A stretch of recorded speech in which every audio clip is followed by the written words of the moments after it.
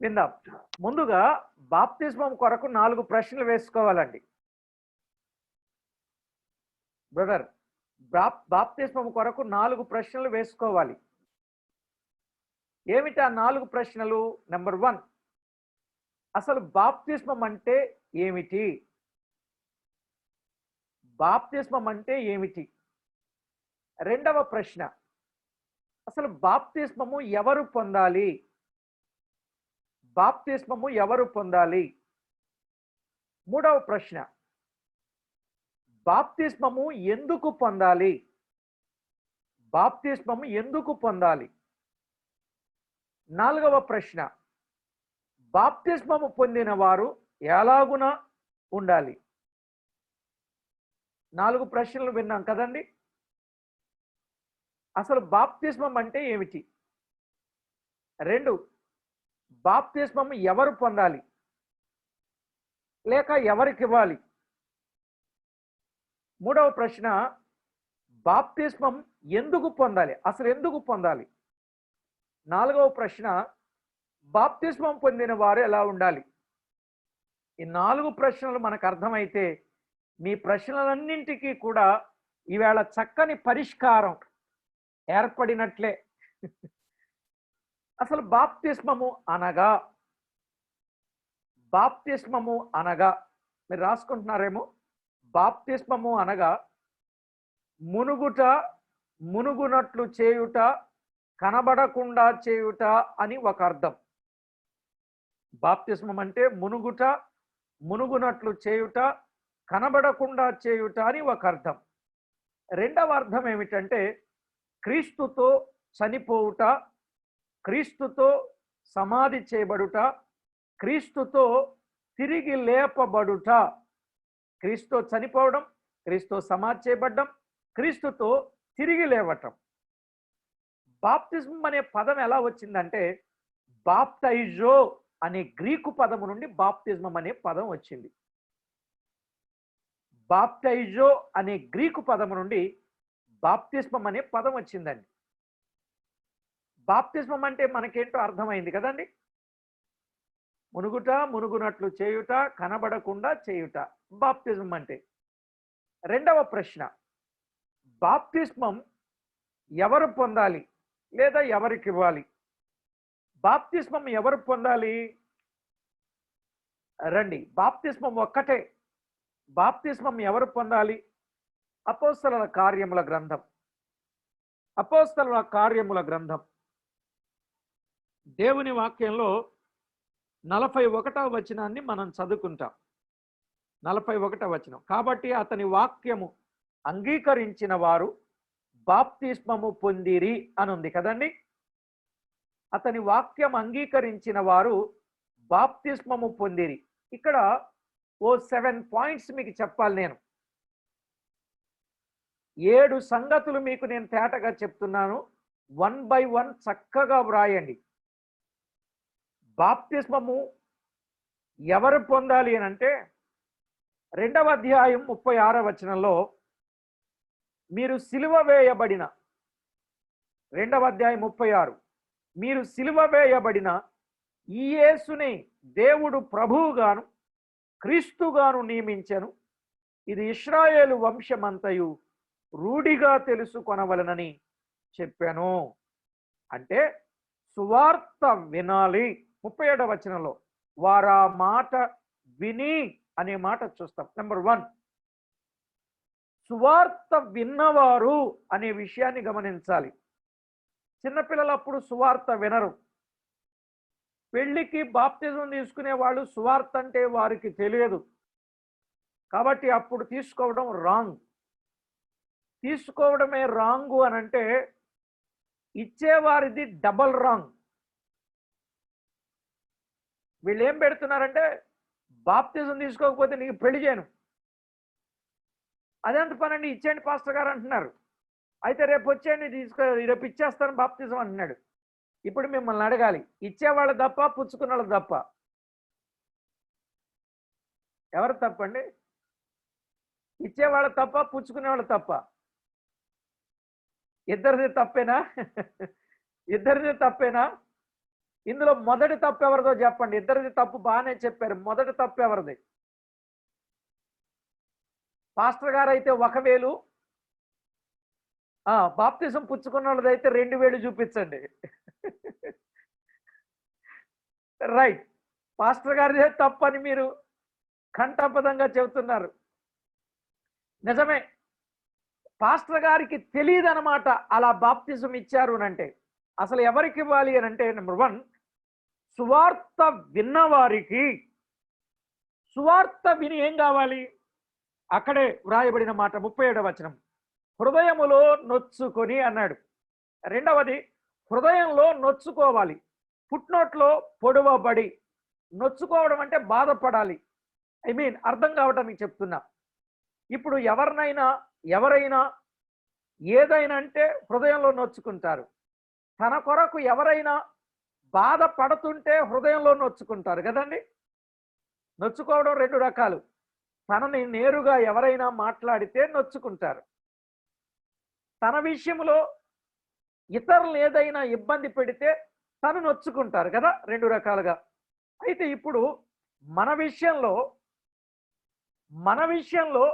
ప్రభు అయిన యేసుక్రీస్తు వారిని సిలువకు వేసి మేకులు కొట్టి చిత్రహింసలు పాలు చేశారు, నా పాపము కొరకే అనే విషయం హృదయంలో నొచ్చుకోవాలి. నా కొరకే సిలువ వేయబడ్డాడు, అయ్యో ప్రభువా, నేను పొందవలసిన దెబ్బలు నీవు తిన్నావు, నేను అనుభవించవలసిన శిక్ష నువ్వు అనుభవించావని ఆ వ్యక్తి హృదయంలో నొచ్చుకోవాలి. మూడవదిగా, నొచ్చుకున్న వ్యక్తి ఏం చేయాలి? 37వ వచనం, సహోదరులారా మేమేమి చేతుమని పేతురును కడమ అపోస్తలులను అడుగగా అనే మాట గమనిస్తాం. అక్కడ మేమేమి చేతుమని అడిగారు అంటే వారు ప్రభువును గూర్చి ఆసక్తి కలిగిన వారుగా ఉండాలి. మూడవ మాట, ప్రభువును గూర్చి ఆసక్తి కలిగిన వారుగా ఉండాలి. అనాసక్తితో ఉండకూడదు. ఒక వ్యక్తికి బాప్తిస్మము ఇవ్వాలి అని అనుకుంటే, సేవకులారా, పెద్దలారా, పరిచారకులారా, పరిశుద్ధులారా, ఒక వ్యక్తి యేసుక్రీస్తు ప్రభువును గురించిన సువార్త వినాలి. రెండవది, హృదయంలో నొచ్చుకోవాలి. మూడవదిగా, ప్రభువును గూర్చి ఆసక్తి కలిగి ఉండాలి. అన్ని కూడికలకు హాజరవుతూ ప్రభువుకు మహిమకరంగా, ఆయనకు అనుకూలంగా కూడికలలో దినదినము అనుదినము ఆసక్తి కలిగినటువంటి వాడుగా, పెద్దలు సేవకులు ఏది చెప్పినా నేను చేయడానికి సిద్ధమే అనేటట్లు వారు ఆసక్తి కలిగిన వారుగా ఉండాలి. ఇక 4వదిగా 38వ వచనం, పేతురు మీరు మారు మనస్సు పొంది అనే మాట చెప్పాడు. మారు మనస్సు పొందాలి. ఇక్కడ మారు మనసు అంటే చెడ్డ నుండి మంచికి మారాలి. మారు మనసు అంటే చెడ్డ నుండి మంచికి మారినా, మంచి నుండి చెడ్డకు మారినా మారు మనసే అంటారు. కానీ ఇక్కడ చెప్పబడింది ఏంటంటే చెడ్డ నుండి మార్పు చెందాలి. అంటే బ్రతుకు మార్చుకోవాలి, బుద్ధి మార్చుకోవాలి. కొంతమంది వాక్యాన్ని వింటారు, నొచ్చుకున్నట్లు నటిస్తారు, ఆసక్తి కనపరుస్తారు, కానీ వారి ఆసక్తి జ్ఞానానుసారమైంది కాదు, బ్రతుకు మారదు. అందుకే సంఘంలో ఉన్నటువంటి సేవకులు కానీ, పెద్దలు కానీ, పరిచారకులు కానీ, పరిశుద్ధులు కానీ ఆ వ్యక్తి నిజంగా మార్పు చెందాడా లేదా అనేది గమనిస్తూ ఉండాలి. పనిలో పని ఒక మాట చెప్పనండి, మన మందిరానికి ఎంతమంది వస్తున్నారు, అందులో రక్షించబడిన వారు ఎంతమంది, బాప్తిస్మం పొందిన వారు ఎంతమంది, ఆరాధన చేసేవారు ఎంతమంది, మాత్రమే కాదు పెందల కడ వచ్చేవాళ్ళు ఎంతమంది, ఆలస్యంగా వచ్చేవాళ్ళు ఎంతమంది, ఆగిపోయే వాళ్ళు ఎంతమంది, ఇలా అబ్జర్వేషన్ మీలో ఎప్పుడైనా చేశారండి? ఎంతమంది చేశారు ఇలాగానండి? నేను చేశానండి, అబ్జర్వేషన్ చేశాను అన్నవాళ్ళు. Thank you. అంటే ఆ అబ్జర్వేషన్ ఉండాలి.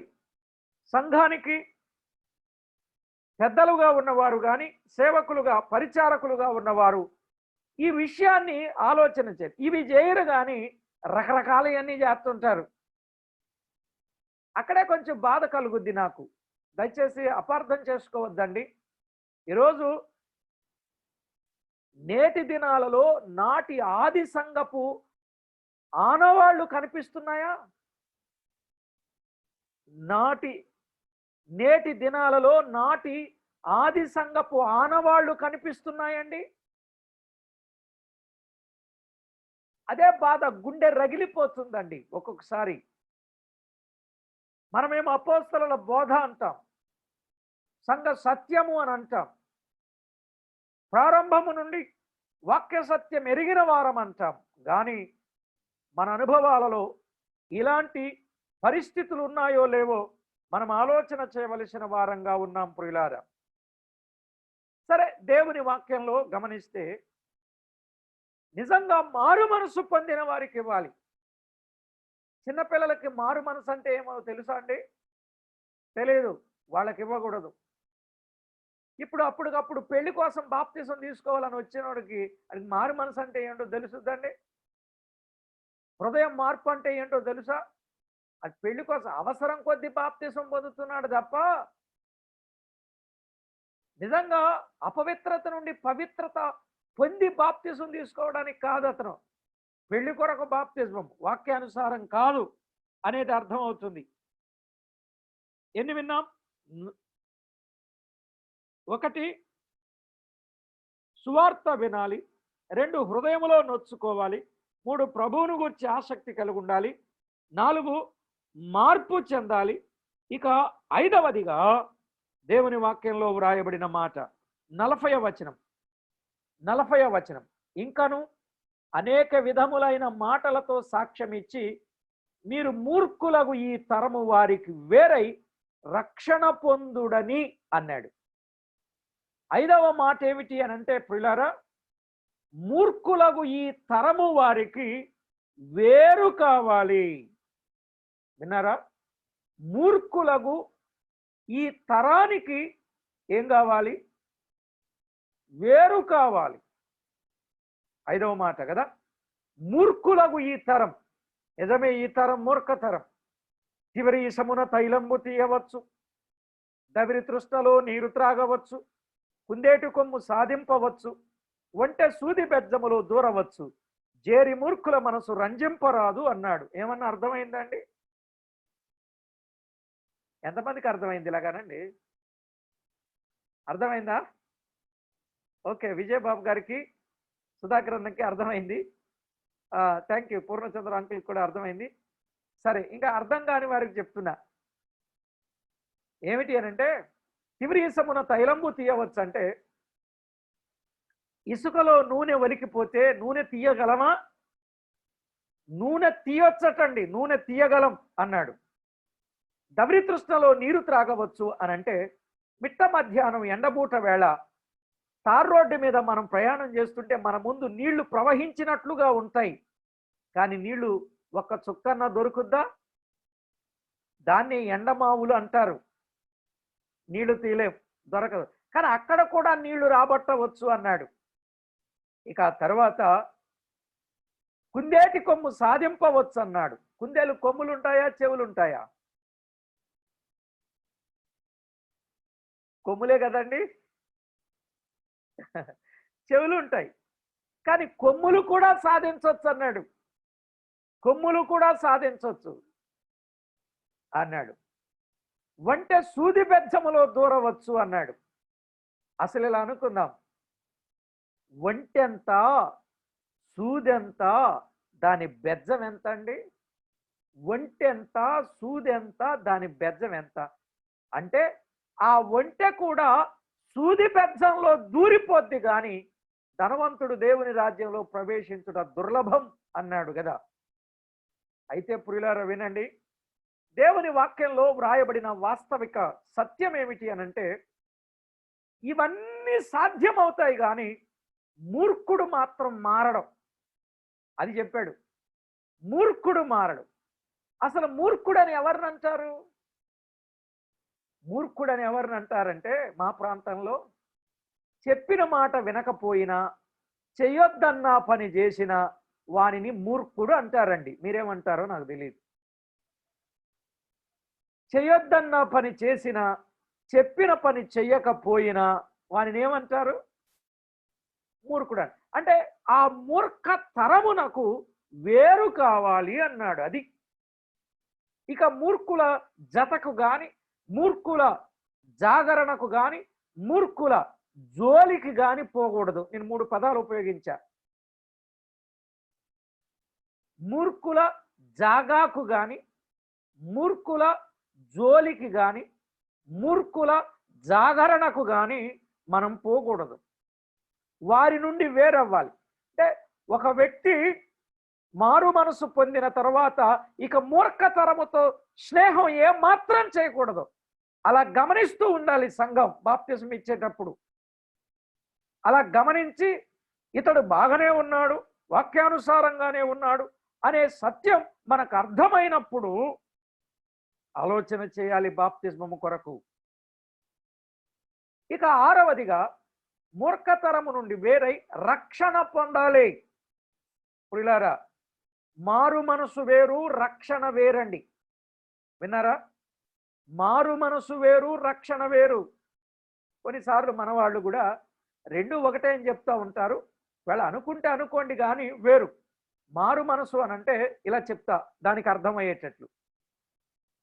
ఒక వ్యక్తి అనేక రకాల వ్యాధులతో, రోగాలతో బాధపడుతున్నాడు. డాక్టర్ గారి దగ్గరికి వెళ్ళాడు. డాక్టర్ గారు అన్నారు, నీకున్న చెడ్డ అలవాట్లు మానకపోతే నువ్వు బ్రతకవయ్యా అన్నారు. వెంటనే ఏమంటాడంటే, అయ్యయ్యా నేను బ్రతుకుతా, మార్పు చెందుతా, నేను అన్ని మానేస్తానన్నాడు. అతడు మానేశాడు, మార్పు చెందాడు. కానీ అతడు రక్షించబడిన వ్యక్తి కాదు. మారు మనసు పొందాడే కానీ రక్షించబడిన వ్యక్తి కాదు. మరి రక్షించబడడం అంటే ఏమిటి అని అంటే, రోమపత్రిక 10:9లో ఉంది కదా, అదేమనగా యేసు ప్రభు అని నీ నోటితో ఒప్పుకొని దేవుడు ఆయనను మృతులలో నుండి తిరిగి లేపాడని నీ హృదయములో విశ్వసిస్తే అప్పుడు నీవు రక్షించబడతావు. అది రక్షణ అంటే. అలాంటి అనుభవానికి వచ్చిన వ్యక్తి ఉండాలి. ఖచ్చితంగా గమనించాలి. రక్షించబడ్డావు, యేసు నేను రక్షించబడ్డాను. ఎప్పుడు? ఫలానా రోజు. ఎలాగూ ఫలానా అన్న వాక్యం చెప్తూ ఉండగా వాక్యము ద్వారా పట్టబడి నేను ప్రభు బిడ్డనయ్యాను. నా జీవితంలో ఆ రోజు నేను పశ్చాత్తాపపడ్డాను, పాపాన్ని విడిచిపెట్టాను, రక్షణ తీర్మానం చేశాను అని ఖచ్చితమైన గుర్తు ఆ వ్యక్తిలో ఉందో లేదో అడగాలి. ఎప్పుడైనా ఎవరైనా బాప్తిజాలు ఇమ్మన్నప్పుడు ఆ గుర్తు కానీ లేకపోతే ఇంతలోతు నీటిలో నుంచి బయటికి పంపించేస్తానండి నేను. నిజమే, పంపించిన సందర్భాలు కూడా ఉన్నాయి. ఎందుకులే బ్రదర్, ఈయన రక్షించబడలేదు, అలాంటి వ్యక్తికి బాప్తిజం ఇస్తే అది సంఘానికి కూడా ఇబ్బంది అవుతుంది, అతడు బాప్తిజం పొందాడు కానీ సరిలేడని రేపు పొద్దున నలుగురు మాట్లాడతారు, కాబట్టి అలాంటి వాళ్ళకి బాప్తిజం ఇవ్వద్దు అని చెప్పి నివారించిన పరిస్థితులు కూడా ఉన్నాయి.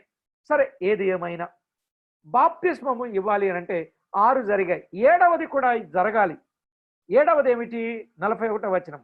కాబట్టి అతని వాక్యము అంగీకరించిన వారు బాప్తిస్మము పొందిరి. ఏమండి? అతని వాక్యము అంగీకరించిన వారు అన్నాడు. అంటే వారు వాక్యాన్ని అంగీకరించిన అనుభవంలోనికి రావాలి. వాక్యం అంగీకరించడం అంటే ఏమిటి? ఇలా వినండి బాగా. ఒక దేవుని దాసుని ఒక ఆయన అన్నాడంట, ఏంటా మీ దేవుడు ఇలాంటి మాటలు రాస్తాడు, ఇది నిజమేనా? యోనా ఏంటి, చేప ఏంటి? చేప యోనాని మింగితే 3 రోజుల తర్వాత బయట పడతాడా, చచ్చిపోడో అని అన్నాడట. అప్పుడు ఈ దైవజనుడు అన్నాడట, ఏమన్నారంటే ఈయన బ్రదర్, ఆయన ఎవరో కాదు, భక్త్ సింగర్, ఆయన అన్నారట, బ్రదర్ నా దేవుడు యోనాతో ఒక చోటకి వెళ్ళమంటే ఇంకో చోటకు వెళ్ళాడు, నా దేవుడు చేపకు ఆజ్ఞాపించాడు, అందుకే చేప ఆయన్ని మింగి 3 రోజులు ఉపవాసం చేసి ఏమీ తినకుండా ఆయన్ని అరిగించుకోకుండా ఒడ్డును కక్కేసింది. ఒకవేళ నా దేవుడు చెబితే ఎట్లా?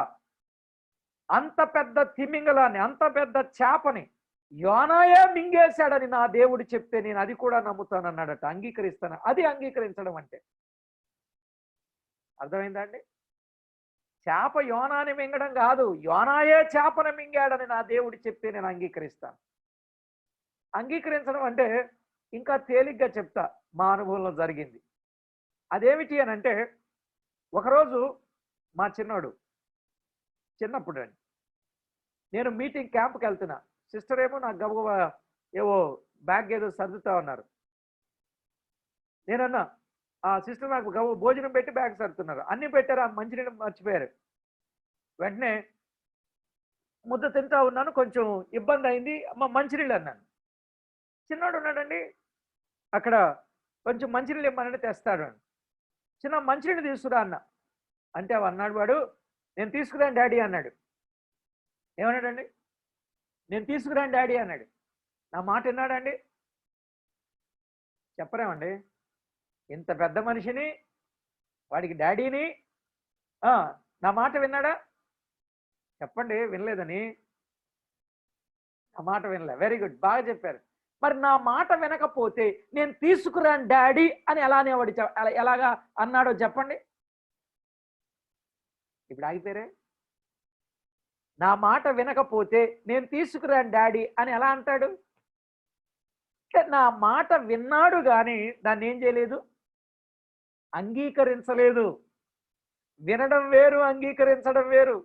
ఈవేళ ఎన్నో వందల ప్రసంగాలు వింటున్నాం, కానీ అంగీకరించడంలోనే కొంత తేడా పడుతుంది కదా. సరే, విషయం ఏమిటి అని అంటే ప్రియులారా, ఇప్పుడు వాడెందుకు మంచినీళ్ళు తీసుకురాలేదంటే నాతో క్యాంపుకి వస్తానంటున్నాడు. నేను బెంగళూరుకో జోగ్పాల్స్కి ఎక్కడికో వెళ్ళాలనుకుంటున్నాను అనమాట.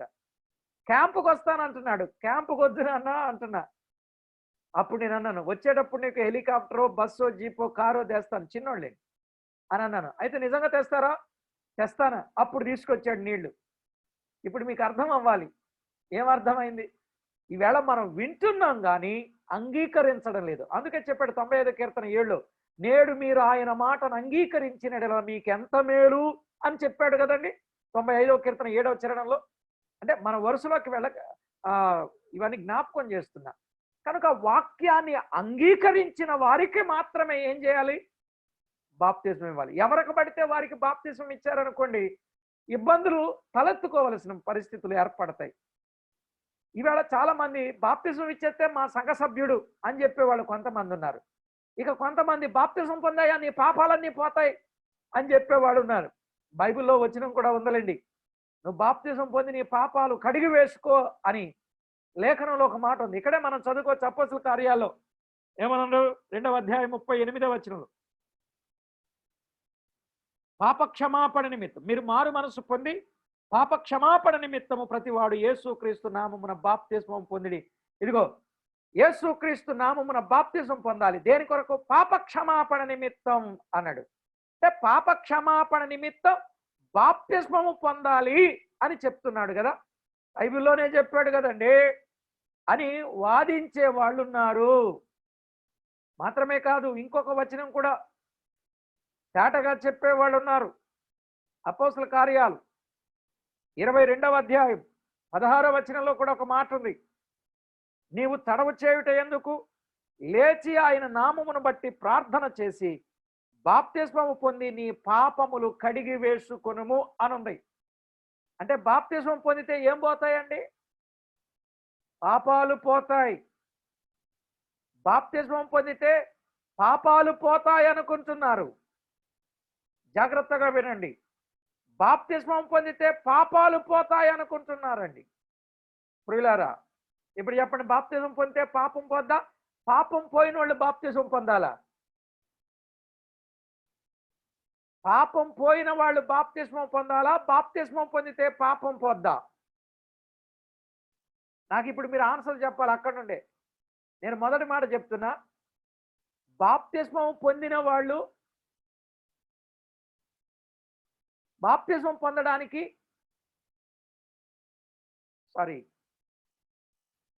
బాప్తిజం పొందితే పాపం పోద్దా? పాపం పోయిన వాళ్ళు బాప్తిజం పొందాలా? ఇప్పుడు మీరు చెప్పండి, బాప్తిజం పొందితే పాపం పోద్ది అన్నవాళ్ళు చేయి చూపిస్తారా? బాప్తిజం పొందితే పాపం పోద్ది అన్నవాళ్ళు అవునండి. బాప్తిజం పొందితే పాపం పోద్ది అన్నవాళ్ళు లేదు. పాపం పోయిన తర్వాత బాప్తిస్మం పొందాలి అన్నవాళ్ళు ఇలాగానండి. కొంతమంది అటు ఇటు కాకుండా ఉండిపోయారేమి, దేనికి చేయి చూపించలేదు.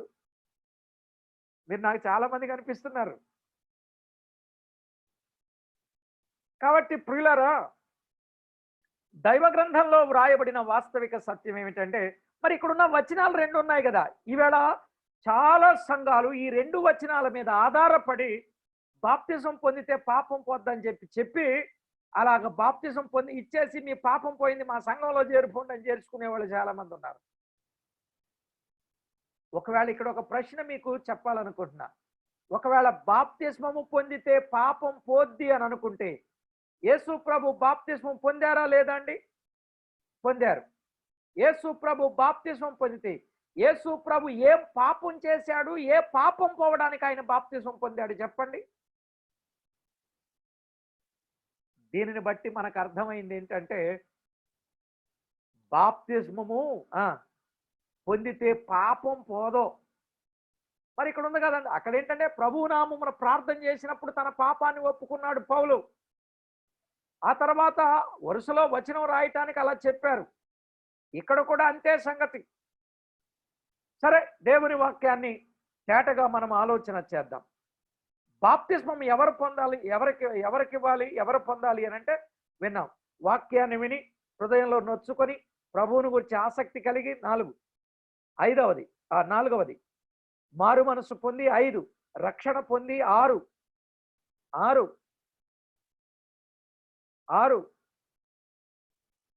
మూర్ఖతరము నుండి వేరవ్వాలి. ఆ తర్వాత 4 మూర్ఖతరము నుండి 5 మూర్ఖతరము నుండి వేరవ్వాలి. 6 రక్షణ పొందాలి. 7 బాప్తిస్మం అంటే వాక్యమును అంగీకరించాలి. అప్పుడు బాప్తిస్మం ఇవ్వాలి. నిజం చెప్పండి, ఈ 7 విషయాలు జరిగిన వాళ్ళకే బాప్తిసాలు ఇచ్చామా ఇప్పటిదాకా? ఇవి జరగకుండానే ఇచ్చేసామా? ఇచ్చేసిన వాళ్ళ సంగతి అడిగే. మరి తీసుకున్న వాళ్ళ సంగతి, ఇవి నిజంగా జరిగిన తర్వాతే పొందారా, జరగక ముందే పొందారా? ఏమండి, కొంచెం ఇది డాక్టర్ కదా. జరిగిన తర్వాతే పొందారనా? Thank you. దేవుని వాక్యంలో వ్రాయబడిన వాస్తవిక సత్యం అండి ఇది. మరి బాప్తిస్మం ఎందుకు పొందాలి? టైం అయ్యే పోతా ఉంది. బాప్తిస్మం ఎందుకు పొందాలి? రండి, బాప్తిస్మం ఎందుకు పొందాలో 7 మాటలు వినాలి. మనం త్వరగా చదువుకుందాం దేవుని వాక్యాన్ని. బాప్తిస్మం ఎందుకు పొందాలి?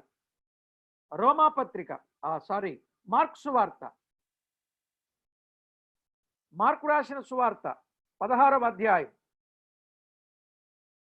మార్కు సువార్త 16వ అధ్యాయం 16వ వచనాన్ని చదువుకుందాం. 16 నెంబర్ 1, నమ్మి బాప్తిస్మము పొందిన వాడు రక్షింపబడును, నమ్మని వానికి శిక్ష విధింపబడును అన్నాడు. అంటే బాప్తిస్మం ఎవరికి ఇవ్వాలి అని అంటే, విన్నారా? రక్షింపబడిన వానికి. అనగా బాప్తిస్మం ఎందుకు పొందాలంటే రక్షించబడ్డారనే రుజువు కోసం. ఇది మంచి డాక్ట్రిన్ అండి, సంఘ సత్యానికి అవసరమైంది. రక్షించబడ్డారనే రుజువు కోసం బాప్తిస్మము పొందాలి. ఇక 2వది, బాప్తిస్మం ఎందుకు పొందాలి? అపోస్తలుల కార్యముల గ్రంథం 10వ అధ్యాయం 48వ వచనం. అపోస్తలుల కార్యముల గ్రంథం 10వ అధ్యాయం 48వ వచనం. అక్కడేమని వ్రాయబడింది? యేసుక్రీస్తు నామమందు వారు బాప్తిస్మము పొందవలనని ఆజ్ఞాపించెను. 2వ మాట, దేవుని ఆజ్ఞను నెరవేర్చుటకు ఆధారం బాప్తిస్మం. అలా రాసుకోండి. దేవుని ఆజ్ఞను నెరవేర్చుటకు ఆధారమే బాప్తిస్మం. 1, రక్షించబడ్డారనే రుజువు కోసం. 2, దేవుని ఆజ్ఞను నెరవేర్చుటకు ఆధారం బాప్తిస్మం. మూడవదిగా మత్తయి రాసిన సువార్త 3వ అధ్యాయం 17వ వచనం. 3:17, నీతి యావత్తు నెరవేర్చుటకు హేతువు. యేసు ప్రభు వారు బాప్తిస్మం ఎందుకు పొందారండి? నీతి యావత్తు నెరవేర్చుటకు హేతు అన్నమాట. నీతి యావత్తు నెరవేర్చడానికి బాప్తిస్మం అనేది పొందాలి. బాప్తిస్మం ఒక్కటే సుమా అండి? ఇక నాలుగవది బాప్తిస్మం ఎందుకు పొందాలి అని అంటే గలతీ పత్రిక 3వ అధ్యాయం 26-27 వచనాలు. గలతీ పత్రిక 3వ అధ్యాయం 26-27 వచనాలు. క్రీస్తు యేసులోనికి బాప్తిస్మము పొందిన మీరందరూ క్రీస్తును ధరించారు అని వ్రాయబడింది. అంటే బాప్తిస్మం ఎందుకు పొందాలంటే క్రీస్తును ధరించుట కొరకు బాప్తిస్మము పొందాలి. విన్నారండి? క్రీస్తును ధరించడానికి బాప్తిస్మము పొందాలి. అంటే ఇక ప్రభువే కనపడతారు, మనం కనపడకూడదు. బాప్తిస్మం ఎందుకు పొందాలంటే క్రీస్తు ప్రభు కనబడడానికి, ఆయనే కనబడాలి. మనం ఏ శక్తి ధరిస్తామో అదే కనపడుద్ది కదండి. అలాగుననే క్రీస్తు ప్రభువే కనబడాలి అనడానికి క్రీస్తును ధరించడం బాప్తిస్మం. ఇక ఐదవదిగా పేతురు రాసిన మొదటి పత్రిక 3వ అధ్యాయం 21వ వచనం. పేతురు రాసిన మొదటి పత్రిక 3వ అధ్యాయం 21వ వచనంలో బాప్తిస్మం ఎందుకు పొందాలంటే నిర్మలమైన ప్రత్యుత్తరమిచ్చు సాక్ష్యము కొరకు. ఆ పదం అలా రాసుకోండి, అక్కడ ఉంది. నిర్మలమైన మనసాక్షినిచ్చు ప్రత్యుత్తరమే బాప్తిస్మం. చూడండి, ఒక వ్యక్తి రక్షించబడ్డాడు, రక్షించబడిన తర్వాత పరలోకానికి వెళతానో లేదో అనుమానం ఉంటుంది కదండి. ఆ అనుమానం తీరిపోవటానికి బాప్తిస్మం అనేది ఎప్పుడైతే పొందాడో, ఇప్పుడు నేను బాప్తిస్మం కూడా పొందాను, డైరెక్ట్గా ప్రభు దగ్గరకు వెళ్ళిపోగలను అని చెప్తారని చూసారా. ఆ విధంగా ప్రియులారా, నిర్మలమైన మనస్సాక్షినిచ్చు ప్రత్యుత్తరం ఏది? బాప్తిస్మం. అక్కడ నోవాహు కొరకు, అతని కుటుంబ సభ్యుల కొరకు చెప్పబడిన సందర్భం ఉంది. అవన్నీ ఇప్పుడు మనం చెప్పుకోలేం, టైం అయిపోయింది. అయితే ప్రియులారా, 6 సంగతులు మనం విన్నాం, ఆ 5 సంగతులు మనం విన్నాం. 6వ సంగతి బాప్తిస్మం ఎందుకు పొందాలంటే రోమపత్రిక 6వ అధ్యాయం 4వ వచనం. 6:4లో కాబట్టి తండ్రి మహిమ వలన క్రీస్తు మృతుల నుండి ఎలాగూ లేపబడినో అలాగే మనమును నూతన జీవము పొందిన వారమై నడచుకొనున్నట్లు మనము బాప్తిస్మము వలన మరణములో పాలు పొందుటకై ఆయనతో కూడా పాతి పెట్టబడితిమి అన్నాడు. ఇక్కడ బాప్తిస్మం ఎందుకు పొందాలంటే నూతన జీవము కలిగిన వారముగా ఉండుటకు అన్నాడు. దేనికండి? నూతన జీవము కలిగిన వారముగా ఉండటానికి. ఒక వ్యక్తి తన అనుభవంలో నూతన జీవము పొందినవాడు. నిజమే, గొంగళ పురుగు జీవితం ఏమైంది? చీతాకోక చిలుకగా మారింది. ఇక నూతనమైన నవీన స్వభావం కలిగినటువంటి వ్యక్తిగా జీవిస్తూ ఉన్నాడు. చాలా చెప్పుకోవచ్చు, కానీ వెళ్ళిపోదాం. ఇక 7వది బాప్తిస్మం ఎందుకు పొందాలి? 7వది రోమాపత్రిక 6వ అధ్యాయం 5వ వచనం. రోమాపత్రిక 6వ అధ్యాయం 5వ వచనం. మరియు ఆయన మరణం యొక్క సాదృశ్యమందు ఆయనతో ఐక్యము గలవారమైన ఎడల ఆయన పునరుత్థానము యొక్క సాదృశ్యమందును ఆయనతో ఐక్యము గలవారమై ఉందుము. బాప్తిస్మం ఎందుకు పొందాలి అని అంటే ప్రియులారా, ఎందుకు పొందాలి? యేసుక్రీస్తు మరణించి సమాధి చేయబడి తిరిగి లేచాడు కదా, పునరుత్థానుడయ్యాడు కదా. అలాగే యేసుక్రీస్తుతో పాటు నేను తిరిగి లేస్తాను అని చెప్పడానికి సాదృశ్యమే బాప్తిస్మం. ఇక్కడ మనకు అర్థంగా అయిందనుకుంటాను. యేసుక్రీస్తు పునరుత్థానం యొక్క సాదృశ్యమే బాప్తిస్మం. అంటే రేపు ఆయన పునరుత్థానములో పాలివారం అవుతున్నాము అనే సాదృశ్యం బాప్తిస్మం. అర్థమైందండి? ఇప్పుడు చెప్పండి, బాప్తిస్మాలు ఎన్ని? 1, 2, 3, 4, 5, 6? బాప్తిస్మం ఒక్కటే. మరి కాదండి, నేను అప్పుడు పొందాను కదండి, మళ్ళీ రెండోసారి పొందొచ్చా అని అడుగుతారు. అసలు వాక్యం తెలియకుండా పశువుల కాడ కుర్రోడు గేదెలను కడగడానికి చెరువులోనూ కాలువలోనూ రోజుకు 100 సార్లు దూకుతాడు. అన్నిసార్లు దూకినా అతడు సరైనటువంటి అనుభవం కలిగినటువంటి వాడు కాదు. అలా వాక్య పద్ధతి ప్రకారంగా బాప్తిస్మము పొందకపోతే ఖచ్చితంగా అది సరైన పని కాదు. ఒకవేళ ఇప్పుడు ఎవరైనా పెళ్లి కోసం బాప్తిజం పొందుకొని పర్వాలేదులే బాప్తిజం పొందాను పర్వాలేదని అనుకుంటే మీరు పొందేది సరికాదు. మరి ఏం చేయమంటారు? ఇప్పుడు బాప్తిజం పొందాలంటే పొందాల్సిందేనండి, తప్పదు. వాక్యానుసారమైన బాప్తిస్మమే సరి అయింది. బాప్తిస్మం ఎందుకు పొందాలి? మనం విన్నాం కదా, 7 మాటలు విన్నాం. 1, రక్షించబడ్డారనే రుజువు కోసం. 2, రెండవ మాట, దేవుని ఆజ్ఞను నెరవేర్చుటకు హేతువు.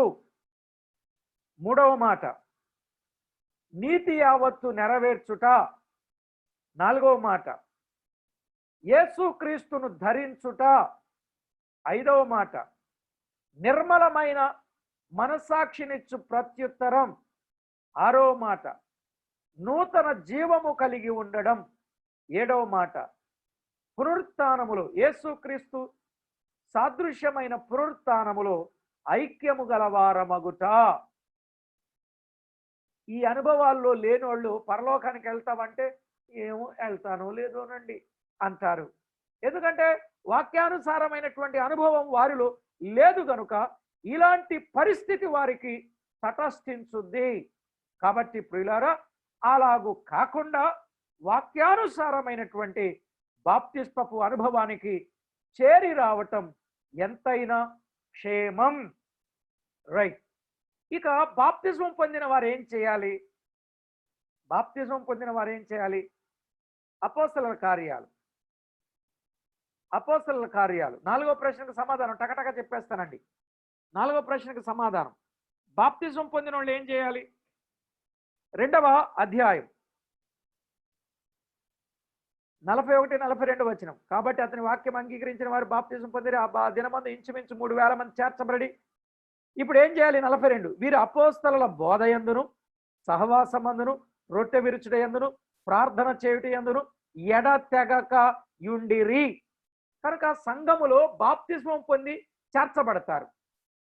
చిన్న దినమేమో రక్షణ దినం, పెద్ద దినం అంటారే పెద్ద దినం అంటే ప్రియులారా, బహిరంగ సాక్ష్యం కొరకు సంఘమందరూ ఉంటుండగా బాప్తిసం పొందడం అంటే సంఘమందరికీ తెలియబట్టం అన్నమాట. ఇప్పుడు ఆ దినం జరుగుద్ది. ఇప్పుడు ఆ దినము జరిగిన వారు 1, అపోస్తుల బోధయందు తెగకూడదండి. 2, సహవాసమందు తెగకూడదు.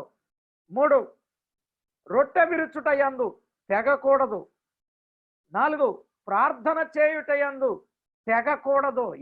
తెగకూడదు.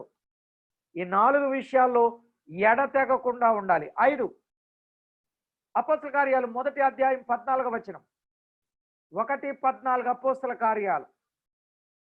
వీరందరూ వీరితో కూడా కొందరు స్త్రీలను యేసు తల్లి అయిన మరియు ఆయన సహోదరులను ఏక మనసుతో ఎడతెగక ప్రార్థన చేయుచుండిరి. ఏక మనసు ఉండాలండి. ఏక మనసులో ఎడతెగకూడదు. విన్నారా? బాప్తిస్మం పొందిన వారు ఏక మనస్సుతో ఎడతెగకుండాలి. తెగకూడదు, ఎడతెగకుండా ఉండాలి. ఇక ఆరవదిగా బాప్తిస్మం పొందిన వారు ఎలా ఉండాలి? 6వ అధ్యాయం 4వ వచనం. 6:4, అయితే మేము ప్రార్థన చేయుట యందును వాక్య పరిచర్య యందును ఎడతెగక యుందుమని చెప్పిరి. కాబట్టి ఇక్కడ పరిచర్య యందు ఎడతెగక ఉండాలి. పరిచర్య, బాప్తిస్మం పొందిన వారు ఏం చేయాలి? పరిచర్య చేయాలి. పరిచర్య చేయుటలో ఎడతెగకూడదు. పరిచర్య చేయుటలో ఎడతెగకూడదు అనే విషయాన్ని గమనించాలి ప్రియులారా. ఇక ఎడతెగకూడదు. పరిచర్య అంటే వాక్యం వినేటప్పుడు కూడా పరిచర్య చేయటం కాదమ్మా సిస్టర్ బ్రదర్. చక్కగా కూర్చొని దేవుని వాక్యం వినాలి. సొంత పనులు పెట్టుకోకూడదు.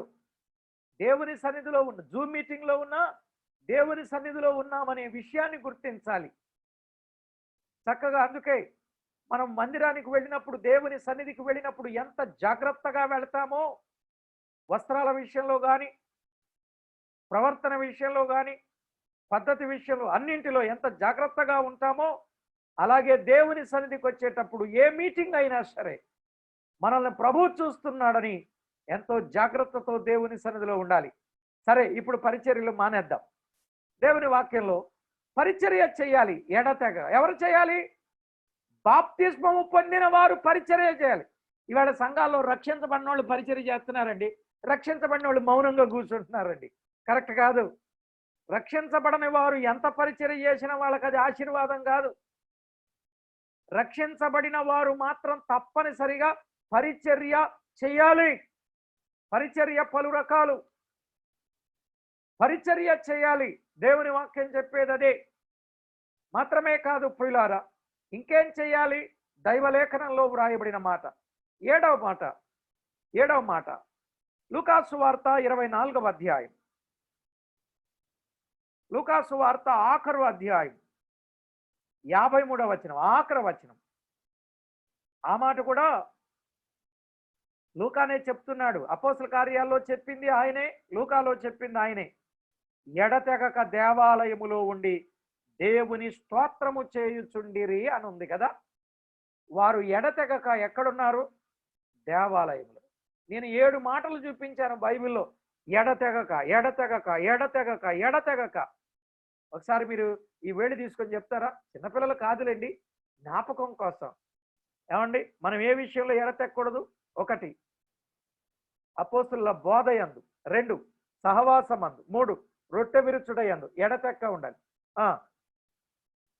4, ప్రార్థన యందు ఎడతెక్క ఉండాలి. 5, ఏక మనసులో ఎడతెక్కకూడదు. 6, పరిచర్యలో ఎడతెక్కకూడదు. 7, అసలు దేవుని మందిరాన్ని ఎడతెగకుండా ఉండాలి బాప్తిజం పొందిన వాళ్ళు. కానీ ఇంత వాక్యం చెప్తుంటే తెగిపోయిన వాళ్ళే ఎక్కువ. ఓ మాట చెప్తాను, నేరుగా కూర్చుని ఉంటే బాగుండేది, కానీ తప్పదు. తాడు పరలోకానికి వేశాం అనుకుందాం. తాడు నేరుగా పరలోకానికి వేశాం, ఎక్కి వెళ్ళిపోతాం. 1 వారం మానేశాం. ఇప్పుడు తాడేమవుద్ది? తెగిపోయింది. మళ్ళీ వారం వచ్చాం, తాడు ముడేశాం. ఆహా, పర్వాలే, మందిరానికి వచ్చేసాం. మళ్ళీ వారం ఏదో అవసరం వచ్చింది, పని పడింది, తెగిపోయింది. అప్పుడేం జరిగింది? తెగిపోయింది. మళ్ళీ వచ్చాం. ఇలా తెగిపోవడం, ముడేయడం, తెగిపోవడం, ముడేయడం, తెగిపోవడం, ముడేయడం. ఇప్పుడు చెప్పండి, ముడులు ఎక్కువ అయిపోయినాయి. ఇప్పుడు పరలోకానికి కొరసవుతామా, పొడుగవుతామా? తాడు కొరసవుద్దా, పొడుగవుద్దా? చెప్పరేమండి? కొరసవుద్ది, పొడుగవ్వదు. మనం అనుకుంటాం పర్వాలేదులే, పోయిన వారం మానేసిన, ఈ వారం వెళ్ళిపోయాను దేవుని సన్నిధికి అని అనుకుంటాం. కానీ మనకు తెలియకుండానే మనము తెగిపోతూ ఉంటున్నాం, ముడులు పడుతున్నాయి, కొరసైపోతున్నాం. అందుకే ఎడతెగక ఉండాలి. దేవునితో, దేవుని సన్నిధిలో, రొట్టె విరిచే కూడికలో, పరిచర్యలో, ఏక మనసులో, దేవాలయములో. లాక్డౌన్ సమయంలో మందిరాలకు చేరుకోలేకపోయాం. కొంతమంది దేవుని పిల్లలు చేరుకున్నారు, ఆ సంఘాల్లో చాలా మంది చేరుకున్నారు. ఒకవేళ ప్రభుత్వానికి విరుద్ధమైన పనైనా ప్రభువుకు విరుద్ధంగా చేయకూడదు కదా. అందుకని కొన్ని పరిస్థితులను బట్టి చేయాల్సిన పరిస్థితులు ఏర్పడ్డాయి. చిన్న సంఘాలు కాబట్టి, చిన్న పరిచర్య కాబట్టి అలా జరిగింది. పెద్ద పెద్ద సంఘాలు వాళ్ళకి అది పెద్ద సమస్య. సరే, ఏది ఏమైనా కుటుంబంగా, ఒకవేళ సంఘాలు మూతబడినా, మందిరాలు మూతబడినా, కుటుంబాలలో కుటుంబంగా సంఘం ఏర్పడినట్టు మనము గమనించి కుటుంబాల్లో రొట్టె విరిచే కూడికలు ఏర్పాటు చేసుకున్నారు. తెగల మందిరంలోనికి రాలేదనే పేరున్నదే కానీ ఏ విషయంలోనూ ఎడతెగకుండానే ఉన్నారని నేను అనుకుంటున్నాను సుమాండి.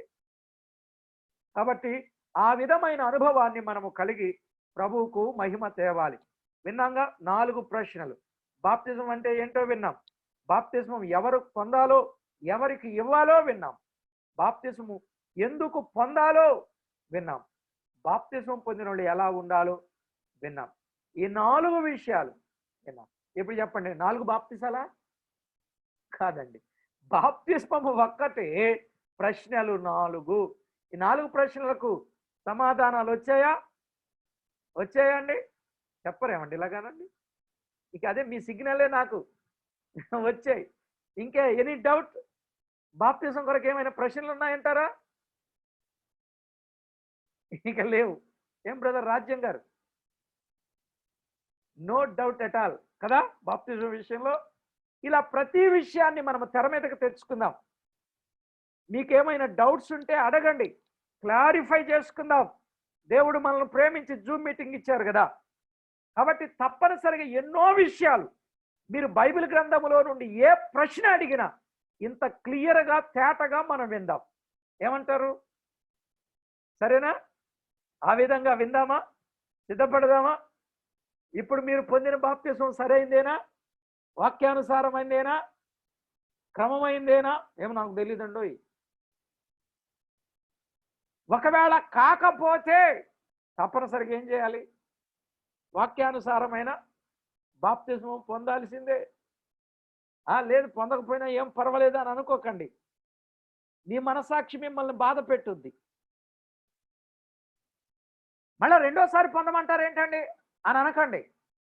వాక్యానుసారంగా పొందకుండా మీరు ఎన్నిసార్లు పొందినా అది బాప్తిస్మపు లెక్కల్లోనికి రానే రాదు.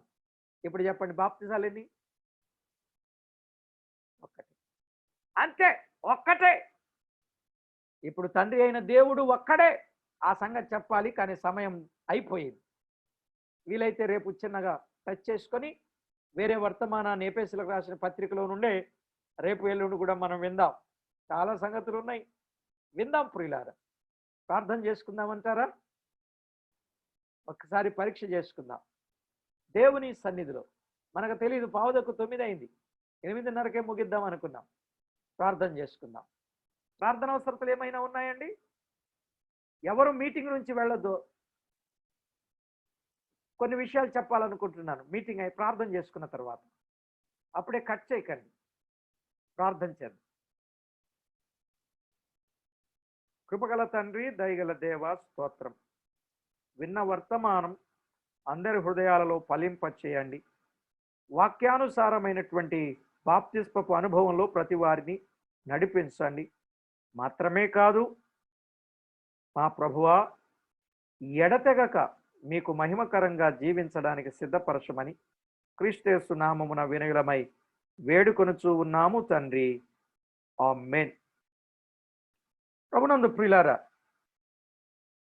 ఒకవేళ మీకేమైనా ఈ విషయంలో ప్రశ్నలు కానీ, అనుమానం కానీ, డౌట్ కానీ ఉంటే చెప్పండి. ఏదైనా మాట్లాడాలంటే మాట్లాడండి.